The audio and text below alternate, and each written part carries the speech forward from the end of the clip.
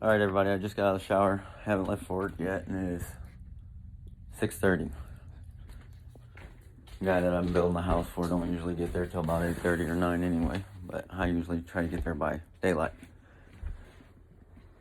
Hey Robin. Hey sweetie. You always want me to wake you up before I go to work? I got a surprise for you this morning.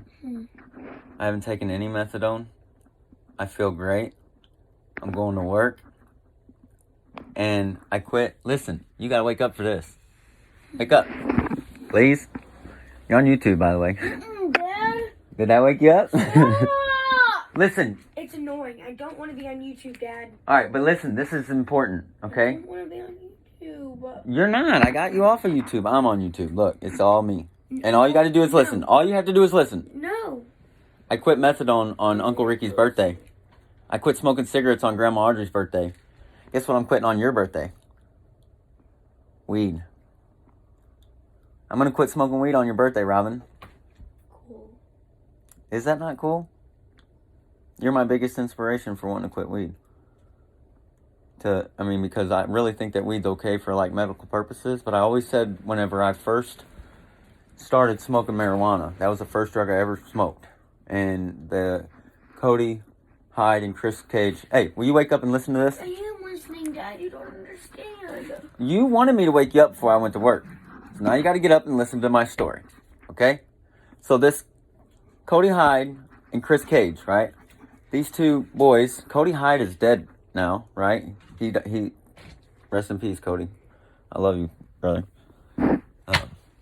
He lived across the street from me basically my whole childhood, right? So I grew up with this kid. He was like my brother. And then there was this other guy, Chris Cage, who actually has a family. I don't know if they're still together or not, but he actually had ended up getting the first love of my life pregnant, actually. So this kid, Chris Cage, who got my first love, Krista, pregnant after I broke up with her, but neither here nor there. I'm just sharing my story.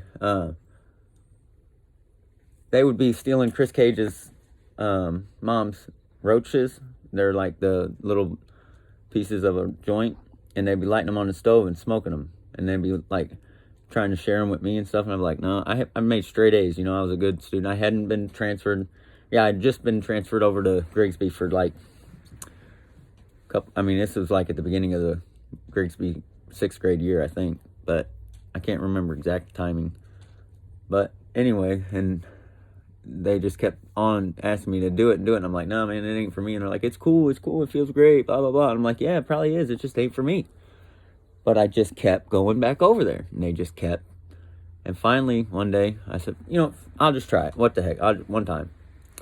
And I put that roach clips, they lit it on the stove, and the roach was like this big, and I put it up to my lips. I was so scared to hit it. I didn't even get my lips up to the thing. Like, I was afraid I was going to burn my lips, and they called me a sissy, this and that, and this and that, and this. I was like, you know what? Screw it. I ain't no sissy. And I stuck it to my lips, and I just hit it as hard as I could. And that was the worst mistake of my entire life. You know why? You know why I did that? Because I was trying to make them happy. Look at me, Robin. Don't ever try to make anybody happy but yourself. You understand? The only person that matters in this world is God's judgment and your happiness in your own head. Don't matter what I think of you. Don't matter what your boss thinks of you. Don't matter what your friends think of you. It does matter what your boyfriend or your husband thinks of you and your kids. But it doesn't matter what your grandparents or your dad or your brothers and sisters. And it doesn't matter what anybody thinks of you. But Jesus and your wife or your husband and your kids. Please subscribe to my channel.